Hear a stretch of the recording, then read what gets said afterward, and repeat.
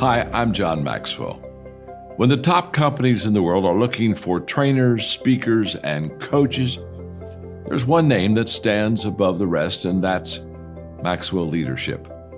Our certified team members have gotten proven results for companies all over the globe, and our reputation, I'm proud to say, is second to none.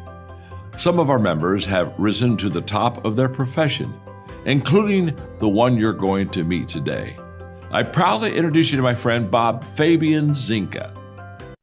Welcome to the Leadership and Success Podcast with your host, Coach BZ, where we help you lead with purpose and succeed with impact.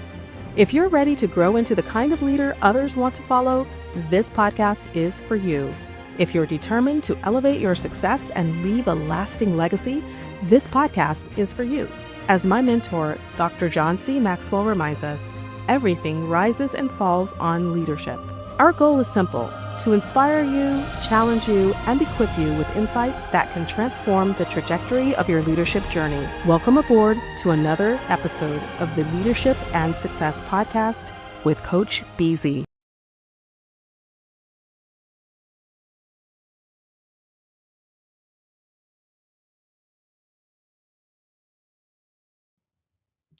All right, everyone, welcome to another edition of the Leadership and Success Podcast.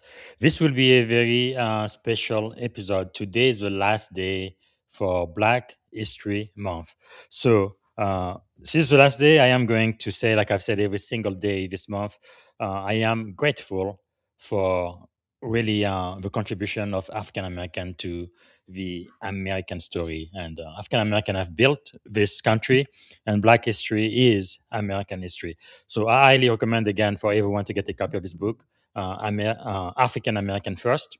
It's the famous, little known, and unsung triumph of Blacks in America. Now, today is February the 28th. Right. And depending if it's a leap year, we may have 28 days or 29 days. Sometimes I wonder why Black History Month is the shortest month in the calendar. But anyway, so for today, I am going to show you two vignettes, one for February 28th, which is today, and then one for February 29, in case we have 29 days this month. So let me share my screen. And what we are going to do, let me get it. I am going to first show February 28th, what happened. Let me make it bigger. Actually, it may be better if I do it this way. Okay. We are going to talk about what happened in America on February 28th, 1942. So, a white mob riot against racial integration in Detroit. So, February 28th, 1942, Black families in Detroit attempted to move into their new homes at the Sojourner Truth Homes public housing project and were met with rocks, rage, and organized mob violence. 1942. And this was during World War II. So they said, we want white tenant in our white community. All right. That was in Detroit, not in the South, not in Alabama, not in Mississippi, but in Detroit. That's what happened. Just the racist past history, very, very recent history of America in Detroit. So because again, February could have 29 days, so we're also going to celebrate February 29. On February 29, which would have been tomorrow, depending if it was a leap year or not, 1960. So this is what, 66 years ago, Alabama governor demanded that student organizer be expelled for anti-segregation protest. All the students wanted was to be integrated, and they were expelled from the school. But the good thing is, I believe it was in 2010, so 50 years later, they were given an opportunity to actually graduate.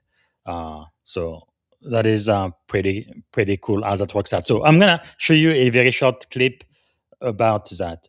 It's about two minutes long.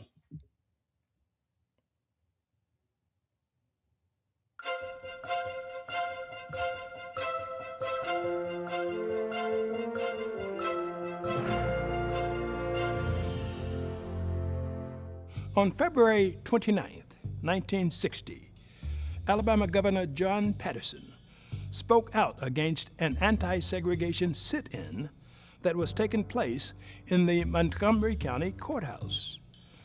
Students from Alabama State College, a traditionally black institution in Montgomery, were in the fifth day of a sit-in at a segregated lunch counter in the courthouse. Governor Patterson threatened to terminate the school's funding unless it expelled the student organizers. He also warned that someone was likely to be killed if the protest continued. The next day, more than 1,000 Alabama State students marched on the Capitol.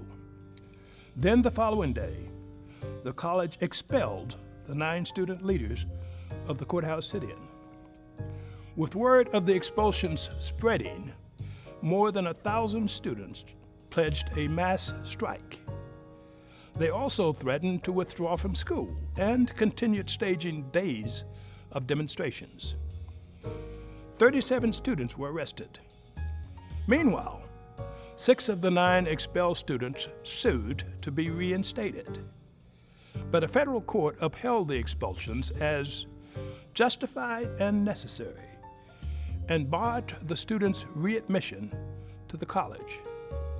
It was not unusual for black college officials at state-funded universities under pressure from state officials to expel student leaders of the sit-ins. At my own college in Baton Rouge, Southern University officials expelled sit-in leaders, including me, in 1962.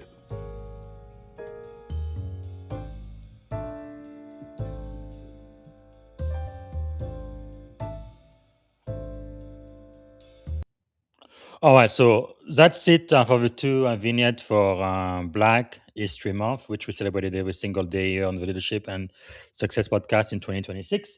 And to end, I have 2 additional vignettes because I am in the military. I like to talk about some things that happen in the U.S. Military, any of the branches. And today we are going to honor our very first African American 4-star general in the U.S. Army. The other day we talked about the very first 4-star general across all of the branches, but today about the U.S. Army specifically. That was General Roscoe Robinson Jr. So we want to remember him, and here is a picture. Again, if you follow me on LinkedIn, you can go and read more about this outstanding achievement. And to end Black History Month today, I had to write as a closing tribute honoring Congressman John Lewis. He was born February 21, 1940. So that's last week. He would have been what,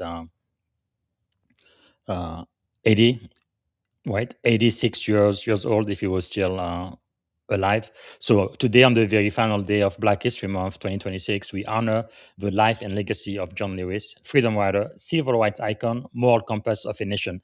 And Barack Obama actually called him a founding father of the civil rights movement. That is very touching. And here I do have his last word. Maybe we should end the program with his last word today. It's about 5 minutes. I will do that. So for the time being, what we are going to do is I wrote an article about John Lewis, leadership lesson from his life and legacy, good trouble, moral courage in action. So what we're going to do now is I'm going to play the podcast. It's about 20 minutes or so. It's going to be about the life and the legacy of John Lewis. And when you get a chance, read the article. I think it's about 12 or 13 minutes or so to read it. But I'm going to let you listen to it. And then at the very end, I'm going to play the last word of John Lewis. He wrote an essay in the New York Times, and he said, don't publish it until the day of my funeral. And on the day of his funeral, that's when his essay was published. I think it's very poignant for us today. So we are going to listen to it at the very end of the podcast today. All right, without any further ado, let's listen to the podcast, which is based on this article I just published today about the legendary Congressman John Lewis. Here we go. Get in good trouble, necessary trouble. It is a phrase that has effectively become a brand at this point. You see it on T-shirts, you see it on tote bags. Tote bags, bumper stickers. Right. It's a hashtag. It is painted on murals in downtown arts districts. It has almost become cozy, hasn't it? Like a slogan you put on a coffee mug to feel a little bit rebellious while you just sit at your desk job. It absolutely has. And, that is deeply ironic considering the origin of the phrase. We've really domesticated it. We really have, because if you stop the tape and actually roll those words around in your mind, good and trouble, it is a paradox. It's a friction point. Yeah, an oxymoron. I mean, we spend our entire lives, from the moment we were toddlers, being told that trouble is the exact opposite of good. Trouble means you broke the rules. Trouble means you're out of line, right? Trouble means punishment. Exactly. It means you fail to conform. Precisely. To modify the word trouble with the adjective good is this linguistic disruption right out of the gate. It forces you to ask a really uncomfortable question. Under what specific circumstances is disruption actually a moral virtue? And, when does rule breaking become a requirement for leadership? And that is exactly what we are unpacking today. We aren't just looking at a catchphrase. We are doing a deep dive into the operating system, really the leadership philosophy of the man who coined it, John Lewis. But, and here's the twist, we aren't just reading a biography today. No, we're looking at a very specific analysis. Right, an article titled Good Trouble, Moral Courage, and the Legacy of John Lewis, which was written by Bob Fabian Zinga. He goes by BZ. And the context here is really important for you, the listener, to grasp. This article was published on March 1st, 2026. So we are looking at this retrospective on the very final day of Black History Month in the year 2026. Yeah, the author notes that Lewis would have been 86 years old at this point. It's a moment of looking back to look forward. And the source material has this absolutely fascinating lens. The author, Bob Zinga, isn't a historian. He's not a politician.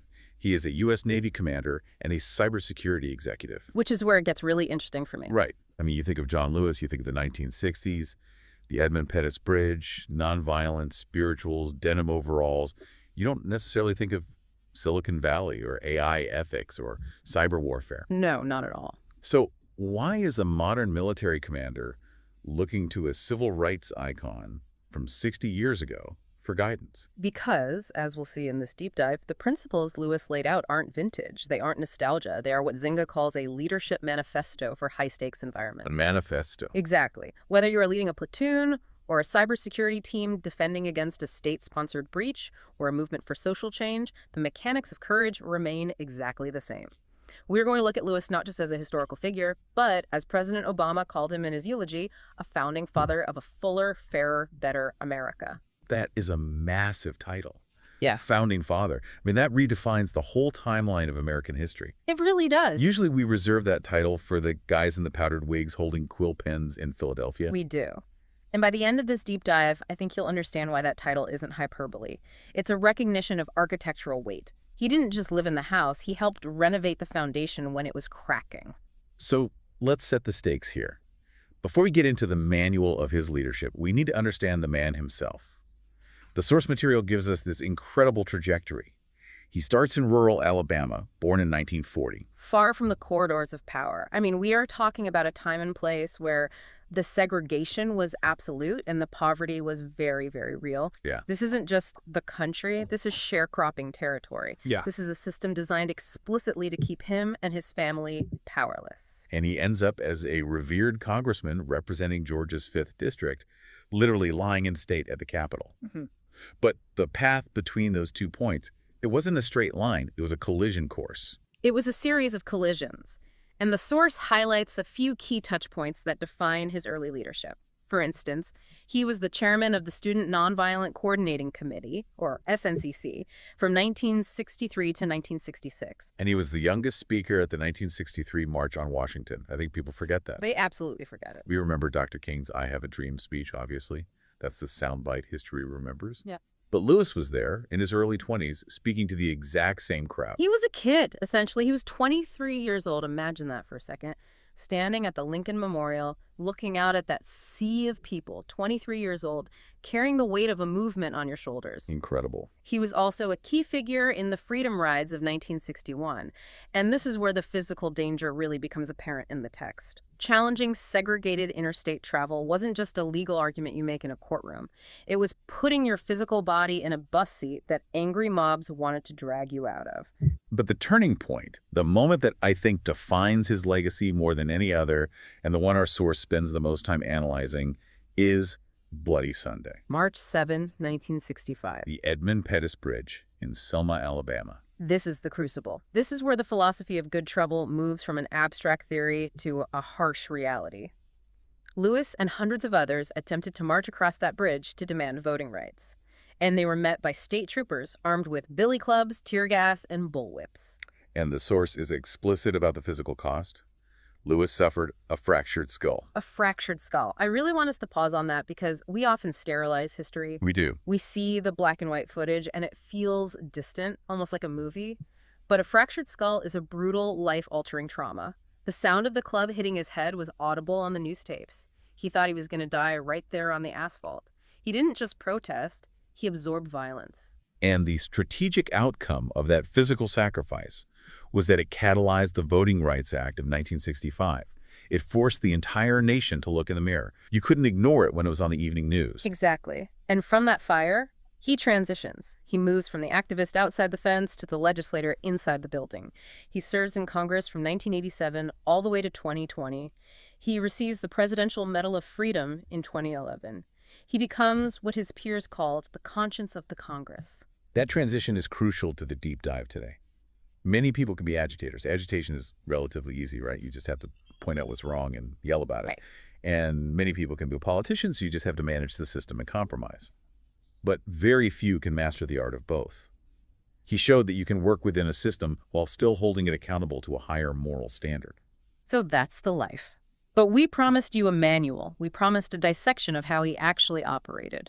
The source material focuses heavily on a specific book Lewis wrote in 2012 titled Across That Bridge, A Vision for Change and the Future of America. Right. And Bob Zinga, the author of our source article, makes a very strong distinction here. He says this isn't your standard political memoir. He calls it a book that mentors you from the page. Which is a beautiful way to put it. It really is. A memoir says, look at what I did, aren't I great? A mentorship book says, here is how you can do it too. Zinga argues that Across That Bridge is essentially a masterclass in moral leadership.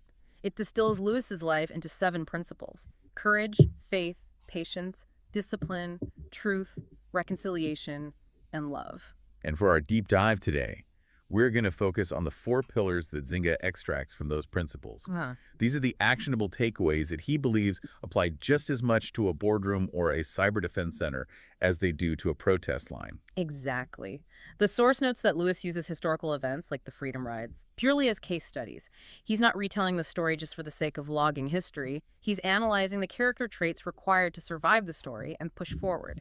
The book isn't about protest. It is about purpose. So let's unpack Pillar 1. The source defines this as moral clarity and courage. This starts with a definition of leadership that I think challenges a lot of modern corporate ideas. Lewis's mantra, get in good trouble, encapsulates the idea that leaders must disrupt the status quo when justice demands it. Not just manage it, disrupt it. The source uses the term moral clarity. I feel like that's a buzzword we hear a lot today, usually from pundits yelling on cable news. Yeah. But what does it actually mean in this context? The article says specifically, moral clarity is not loudness, and I love that distinction. Me too. In the age of social media, we constantly confuse volume with conviction. We think the person yelling the loudest or using the most caps lock or getting the most retweets has the most moral clarity. But the source argues that moral clarity is about alignment. It's about alignment with justice, mercy, and humility. There is a biblical connection here that the source explicitly cites. Micah 6.8. To act justly and to love mercy and to walk humbly with your God. It sounds simple, almost like a greeting card, until you try to actually do all 3 at once in the real world. The source breaks down how Lewis embodied this triad. Acting justly. That's the confrontation. That's challenging the segregation. That's the trouble part of the equation. Right, that's the steal. But the loving mercy part, that's the good part. That is refusing to hate the person who is actively oppressing you. No. And walking humbly. That means you aren't doing it for your own ego. You aren't doing it to get famous or get a book deal. You are doing it because the cause is bigger than you. Balancing those three, justice, mercy, humility, is incredibly difficult. Yeah. Usually when we fight for justice, we lose our mercy, we get angry. Or when we are humble, we just keep our heads down and stop fighting for justice. Lewis held them all simultaneously. He really did. And the source poses a really tough question here regarding courage. It says courage is not the absence of fear. No. And Lewis was very open about that. When he stood on that bridge in Selma, he wasn't fearless. He was terrified. He knew violence was coming. He could see the troopers. He could see the gas masks being strapped on. He knew exactly what a billy club felt like. The source emphasizes that this wasn't spontaneous bravery, it was preparation. He had decided beforehand that the cause was worth the cost. That leads to the challenge the source throws at the listener. And this is uncomfortable. It asks, are you willing to risk reputation for righteousness? Are you willing to endure discomfort for justice? That's the litmus test. It's easy to post a hashtag. But in a corporate setting, that might mean speaking up against an unethical practice. Maybe it's a dark pattern in your UX design or a bias in your hiring algorithm. Are you willing to call it out even if it costs you a promotion? Yeah. In a military setting, it might mean making a decision that is incredibly unpopular but protects civilians. The bridge is a metaphor. We all have bridges in our lives where we have to decide, do I turn back to safety or do I walk forward into the trouble? And if you decide to walk forward, you can't just wing it. That brings us to pillar 2, strategic discipline. This is perhaps the most misunderstood aspect of the civil rights movement, and specifically of Lewis's philosophy. There is a huge misconception that nonviolence just means doing nothing. Right, that it's passive, that you just stand there and take it because you're a nice person. But the source, written by a military commander, refutes that instantly. It calls nonviolence a strategic discipline. Think about those two words together. Strategic. Discipline.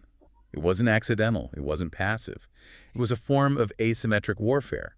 The source details how the protesters actually rehearsed. Yeah, this blew my mind when I read it. I knew they organized, but the source described actual role-playing. They treated it like boot camp. They would gather in church basements and community halls in Nashville. They would divide into groups. Some activists would play the role of the aggressors, the white supremacists, the police. They would scream racial slurs. They would blow cigarette smoke right in their faces. They would push them, shove them, pull their hair, spit on them. And the others. The others had to practice not reacting. They had to practice looking straight ahead. They had to practice protecting their heads and their vitals without throwing a single punch back. They practiced emotional control under simulated combat conditions. Precisely. Because Lewis understood the strategy. If they reacted, if they threw a punch back, if they cursed back, the moral narrative would be instantly lost. The headline the next day would change from peaceful protesters attacked by police to riot in Selma. The moral high ground would evaporate. Lewis understood that their composure was their weapon. It made the brutality of the segregationists undeniable to the rest of the world watching on TV. It acted as a mirror. The source connects this to another scripture, 1 Corinthians 9:27. I strike a blow to my body and make it my slave. That is intense imagery. I beat my body and make it my slave. But the interpretation here isn't about physical self-flagellation. It's about self-mastery. The argument is that leadership collapses when private discipline fails. You have to conquer your own impulses, your impulse to lash out, your impulse to run away, your impulse to save yourself before you can ever hope to lead others. So, in a modern context, say cybersecurity, which is Zynga's field, how does this apply? Think about a major cyber attack. You're under immense pressure. Alarms are going off. The adversary is inside the network, exfiltrating data. The natural human reaction is panic or rage or a hasty flailing response where you just start unplugging servers. Which usually makes it worse. Exactly. Strategic discipline means you have rehearsed this scenario in tabletop exercises. You don't react emotionally. You execute the incident response plan. You maintain your composure so you can systematically outmaneuver the adversary. It's the exact same muscle as those church basements in Nashville, just a different gym. The source also talks about the long view here. Lewis saw the struggle as a marathon across generations. This is a direct critique of our modern attention span. We live in a world of quarterly results. We want the viral hit on social media. We want the policy to change tomorrow morning. Lewis operated on a timeline of decades. He transitioned from the grassroots activist getting beaten on a bridge to the congressman writing laws in the Capitol. That took years, decades. The source says, If you are only focused on quarterly results, you will miss generational impact. That hits hard for anyone in business. It does. It challenges us to ask if the work we are doing is built to last, or if it's just built for right now for the next earnings call. Lewis showed the incredible value of working within systems while challenging them. He didn't just want to burn the house down. He wanted to rebuild it so everyone could live in it. And rebuilding takes a lot longer than burning. Which is the perfect segue to Pillar 3, the beloved community and reconciliation. This is the destination. If good trouble is the vehicle you drive, the beloved community is where we were trying to go. This concept is heavily rooted in Dr. King's teachings, but Lewis really carried the torch for the next 50 years.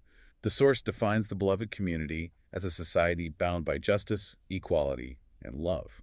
And the key mechanism to get there is collaborative leadership. The source makes a profound point that progress comes from collective action, not singular heroism. We tend to worship the great man theory of history, that one singular guy changed everything. Right. The lone genius or the lone savior. Exactly. But Lewis always emphasized the group, SNCC, the marchers, the voters, the organizers behind the scenes. He also spent a huge amount of time mentoring youth. The source mentions he constantly encouraged them to find their own good trouble. He didn't want followers. He wanted more leaders. He understood scalability. You can't change a massive country by yourself. You need to replicate the leadership DNA in the next generation so the work continues when you're gone. But the hardest part of this pillar, and the source calls it radical reconciliation, is the strict refusal to demonize the opponent. Blessed are the peacemakers, Matthew 5:9. Right. But we have to be really careful with the word peacemaker. In this context, it doesn't mean avoiding conflict. It doesn't mean can't we all just get along. It implies that true peace requires confronting injustice. You can't have peace without justice. That's just quiet oppression. That's a great way to put it, quiet oppression. But, and here is the Lewis paradox again, you confront the injustice while refusing to hate the unjust. The source says peacemaking isn't passive. It involves confronting injustice, but refusing to demonize the opponent. I have to say, that seems almost impossible in today's polarized world. We live in a cancel culture, on both the left and the right. If you disagree with me, you aren't just wrong, you're evil. You're a monster. It seems impossible, but Lewis actually did it. And remember who he was dealing with. He wasn't dealing with people who posted mean tweets about him or downvoted his posts. He was dealing with people who literally beat him with wooden clubs. He was jailed over 40 times. 40 times. And yet, he spoke of his attackers with a kind of sorrowful pity rather than burning rage. The source describes this capacity to love those who harmed him, not as a weakness, not as being soft, but as strength at the highest level. It's the strength to break the cycle of violence. If you hit back, the cycle just continues. If you absorb the blow and offer justice and reconciliation in return, you disrupt the entire system. You short-circuit it. Exactly. It de-escalates the hate while escalating the issue. That is a masterful strategic move, but it takes an incredible toll on the person doing it. Which means it requires a fuel source. You can't run an engine like that on empty. Which brings us to Pillar 4, unwavering hope. Optimism as a duty. That's the phrase Zynga uses. Optimism as a duty, not a feeling. Right. It's not, oh, the sun is shining, I had a good cup of coffee, I feel happy today. It is optimism as a strict discipline. The source quotes Lewis. Ours is not the struggle of one day, 1 week, or 1 year. Ours is not the struggle of one judicial appointment or presidential term. Ours is the struggle of a lifetime, or maybe even many lifetimes. And each one of us in every generation must do our part. And if we believe in the change we seek, then it is easy to commit to doing all we can because the responsibility is ours alone to build a better society and a more peaceful world. He ends it by saying, be hopeful, be optimistic. Why is hope a duty, though? That makes it sound like a chore. Because without it, you succumb to cynicism. And cynicism is the absolute death of leadership. If you believe that nothing can change, that the system is entirely rigged, that people are inherently evil and selfish, then why bother? Why get in trouble? Why vote? Why organize? Hope is the organizing force that keeps you moving forward when all the empirical evidence suggests you should just quit. The source connects this to Romans 12:1. Be joyful in hope, patient in affliction. Patient in affliction. I think that perfectly describes Lewis's entire life. He was patient through the physical and emotional affliction because he had an anchor. The source discusses how his faith actively restrained his bitterness. He truly believed that even his worst adversaries were capable of change. That is a profound leadership posture. To look at your enemy, someone actively trying to hurt you or destroy your community, and think, You can be better than this. I believe you can be redeemed. It is. And honestly, it's the only way a democracy survives in the long run. If we decide our political opponents are irredeemable monsters who cannot be reasoned with, the only logical outcome is war. Lewis believed in the redeemability of the American soul. He believed the country could be saved even when the country was beating him. So we have these 4 pillars: moral clarity, strategic discipline, reconciliation, and unwavering hope. Now, I want to pivot to the so what of it all. Why does this matter now to you, the listener, in the modern world? This is where we bring Bob Zinga back in. Remember, he's writing this as a Navy commander and cyber executive in 2026. He sees these lessons applying directly to modern crises. He mentions crisis response, ethical dilemmas in AI and cybersecurity, and governance. Let's dig into the AI angle. That feels very relevant to 2026. Think about AI. We are building systems right now that will make autonomous decisions affecting millions of lives. Who gets a mortgage? Who gets hired for a job? Who gets paroled from prison? The questions we are asking around these models aren't just technical or mathematical, they are deeply moral. If AI model is trained on biased historical data, it will replicate and scale that bias instantly. So good trouble in that specific context might mean a developer refusing to ship a product. Exactly. It means a data scientist or a product manager saying, no, this algorithm is flawed, it's unjust, I won't sign off on it, even if it delays the launch. That requires moral clarity knowing it's wrong. It requires courage risking your job or your reputation in the company to say it. And it requires strategic discipline, documenting the bias, presenting the evidence logically, not just flipping a table in a meeting. And in cybersecurity, where you are constantly under attack from unseen adversaries. You are. And Zinga creates a hierarchy of importance here. He says, systems matter, laws matter, but character matters most. You can have the best firewall in the world, you can have zero trust architecture, but if the person behind the keyboard lacks integrity, if they can be bribed, or if they are just lazy, you are completely vulnerable. You can have the best laws on the books, but if the leaders enforcing them lack mercy and justice, you just have tyranny. This leads us to the founding father argument. The source references President Obama's eulogy for Lewis, where he called him a founding father of that fuller, fairer, better America. It's a really powerful reframing of how we view history. Think about the original founding fathers: Washington, Jefferson, Madison. They were brilliant men. They articulated the ideals. They wrote the source code for the nation. All men are created equal. But they didn't actually run the code. No, they didn't. They owned slaves. They excluded women. They excluded indigenous people. The promise was there on paper, but the reality was completely missing. The program was incredibly buggy. So the argument is that Lewis forced America to actually execute its own code, to debug the system. Exactly. Yeah. The source argues that Lewis helped force America to live closer to those original ideals. And by doing that, he earned his place in the pantheon. He didn't write the Constitution, but he made the Constitution true for millions of people who were previously excluded from its protections. He validated the document with his own blood. He dented the universe. That's the exact phrase the source uses. A rare individual who leaves a permanent mark through conviction. It really puts a completely different perspective on what we consider history. It's not just what happened in 1776. It's what happened in 1965. It's what is happening right now in our own communities. And that is the challenge for the listener. History isn't over. We are writing the next chapter right now. The source asks us to stop viewing Lewis as a bronze statue in a park and start viewing him as a colleague, a mentor you can learn from today. So as we wrap up this deep dive, let's look at the final charge. The source quotes John Lewis's final published words, which appeared in an op-ed in the New York Times on the very day of his funeral. It is a beautiful passage. Walk with the wind, brothers and sisters, and let the spirit of peace and the power of everlasting love be your guide. Walk with the wind. It sounds so gentle for a man who faced such incredible violence and hostility. It does, but think about it. Wind is powerful. Wind shapes canyons over millennia. Wind moves massive ships across oceans. Wind is an invisible force that completely changes the landscape over time. That is what he wanted us to be. Persistent. Invisible if necessary, but constant. The source leads us with 4 actionable takeaways. Let's recap them quickly for the listeners so you can take these with you. These are the things you can actually do tomorrow. Number 1, act when you see injustice. Don't wait for permission. Don't wait for the perfect time, because there is no perfect time. Don't wait for a committee to form and issue a report. If you see something wrong in your office, in your neighborhood, in your code, say something. Do something. That's the trouble. Number 2, cultivate discipline.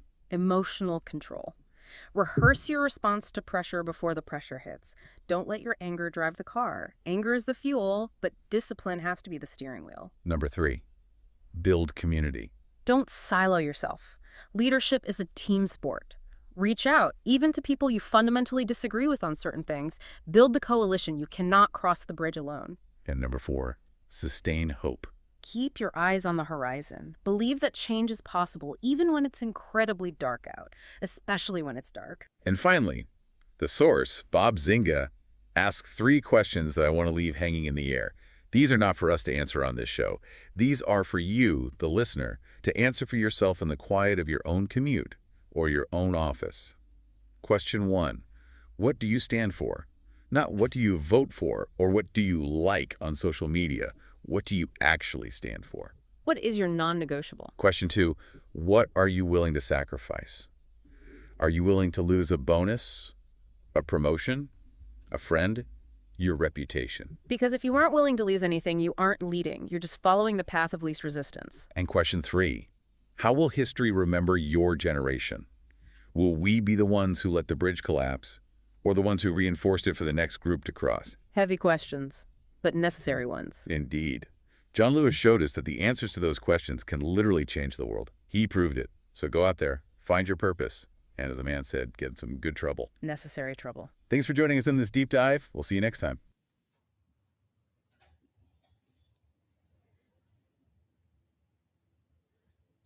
All right, so this is the end of the podcast. Please let us know as you watch the replay, where are you joining us from? And let us also know what you are grateful for today. And as well, what are 3 to 5 takeaways from this episode? What are you going to do with what you've learned today or been reminded of? So, what do you stand for? What are your core values? What are you not going to? What are you going to stand on no matter what? Right? There will be no negotiation. Right? You stand firmly on that. What is it? And what are you willing to sacrifice? Each and every one of us, we will have to sacrifice something at some point. If something is truly a priority to you, if it's truly a core value, what are you willing to give in exchange? And then how will history remember you or your generation? All right. To end the show, I'm going to play the last word of Congressman John Lewis. So he wrote an essay which he published to the New York Times, but he didn't allow them to publish it until the day of his funeral. So on the day of his funeral is when this was published. So we're going to have Morgan Freeman read it for us. And before I do, I want to remind you that tomorrow I will be here at 3 p.m. I will be interviewing Coach Melanie Eck tomorrow, 3 p.m. California time, so 6 p.m. Washington, D.C. time. And she's the best-selling author of Everyday Moment. She's going to be here, a purpose-driven coach, consistent, best-selling author. We're going to be talking about everyday leader change the world, the power of daily consistency. You do not want to miss it. I'm going to have more shows next week, and I'm going to let you know in my LinkedIn feed. And also next month, I guess in March, which starts tomorrow, I haven't forgotten, we're going to go back to Proverb chapter 16. Right, we've done 1 through 15 using artificial intelligence, and we're gonna start from 16 all the way out. So I will be letting you know exactly when I am going to do this, but we're gonna continue and complete from 16 through 31 using artificial intelligence, like a 10-minute AI recap. So I'm gonna do this on the days where I don't have interviews. But again, I will let you know. Okay, so now I'm gonna let you listen to the final word from John Lewis. This is going to end the podcast. Again, let me know when you watch the replay where you're joining from, what you are grateful for, and 3 to 5 takeaways and something that you are going to put into practice this week. All right, let's play this last episode.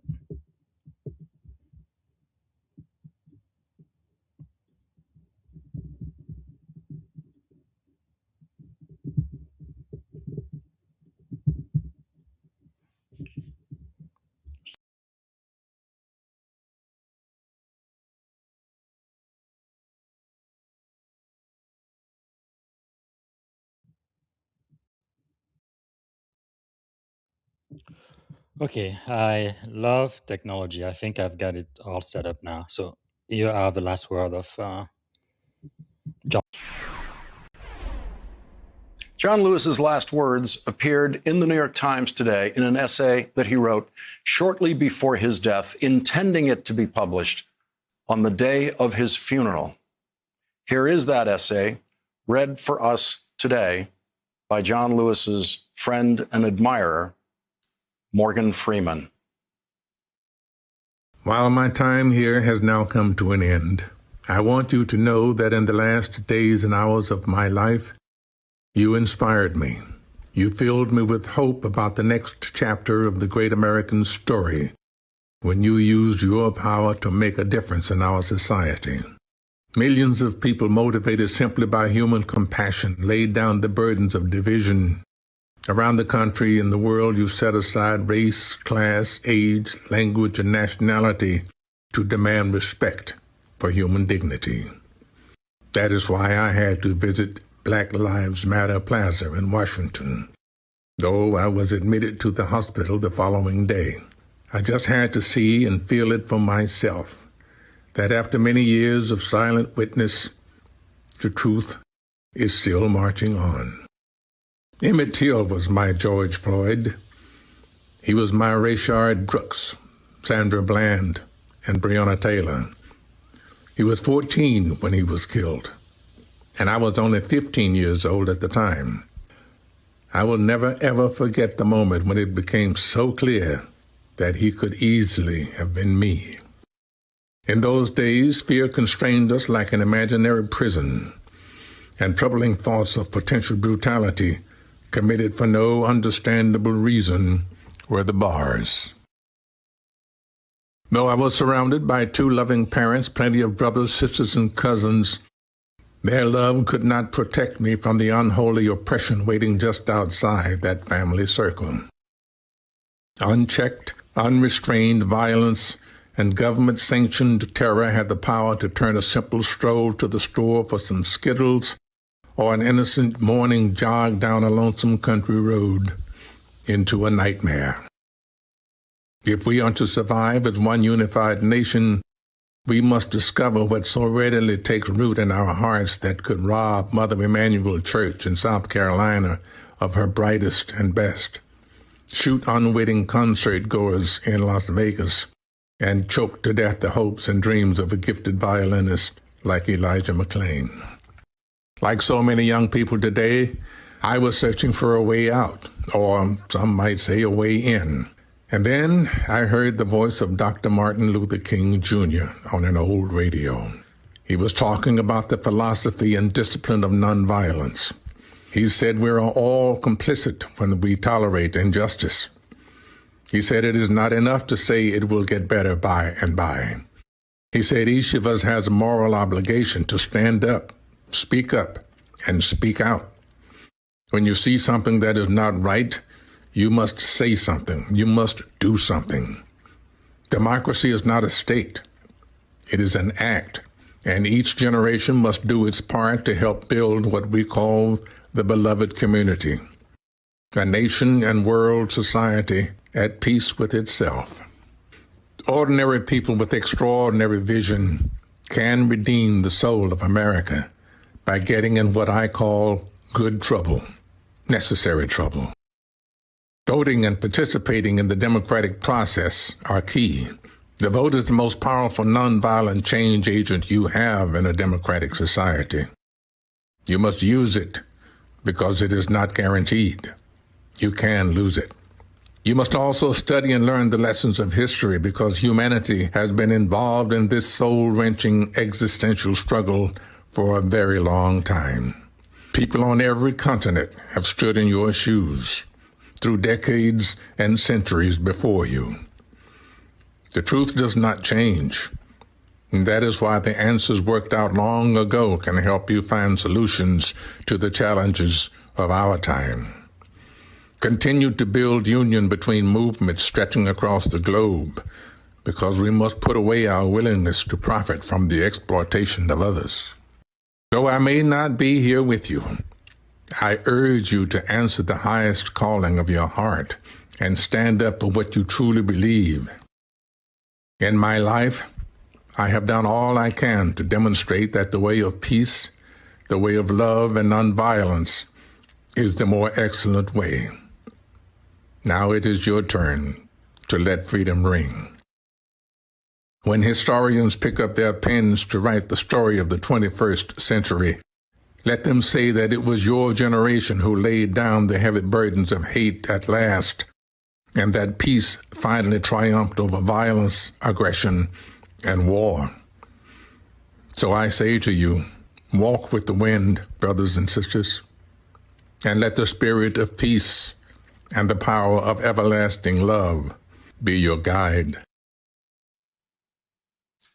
John Lewis gets tonight's last word through the voice of his friend, Morgan Freeman.